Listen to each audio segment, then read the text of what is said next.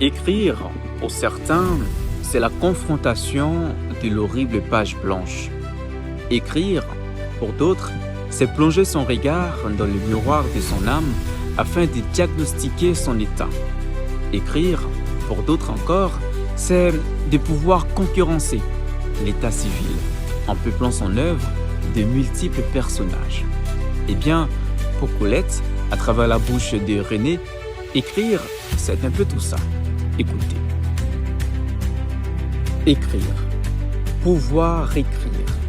Cela signifie la longue rêverie devant la feuille blanche, les griffonnages inconscients, les jeux de la plume qui tournent en rond autour d'une tache d'encre, qui mordille le mot imparfait, les griffes, le hérisse de fléchettes, l'orne d'antennes, de pattes, jusqu'à ce qu'il perde sa figure lisible de mots, muet en insecte fantastique, envolé en papillon fait. Écrire, c'est le regard accroché, hypnotisé par le reflet de la fenêtre dans l'encrier d'argent, la fièvre divine qui monte aux joues, au front, tandis qu'une bienheureuse mort glace sur les papiers la main qui écrit.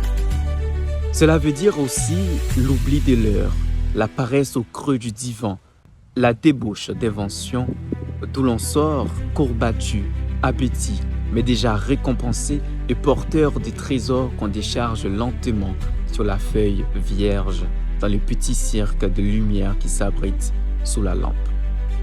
Écrire, verser avec rage toute la sincérité de soi sur le papier tentateur, si vite que parfois la main lutte et renacle, surmenée par les dieux imparfaits qui la guident, et retrouvée le lendemain à la place du rameau d'or, miraculeusement éclos en une heure flamboyante, une ronce sèche, une fleur avortée. Écrire, plaisir et souffrance d'oisif. Écrire, j'éprouve bien, de loin en loin, le besoin vif comme la soif en été de noter, de peindre. Je prends encore la plume pour commencer le jeu périlleux et décevant pour saisir et fixer sous la pointe double et ployante et chatoyant, le fugace, le passionnant d'adjectifs. Ce n'est qu'une courte crise, la démangeaison d'une cicatrice. Il faut trop de temps pour écrire. Et puis, je ne suis pas Balzac, moi.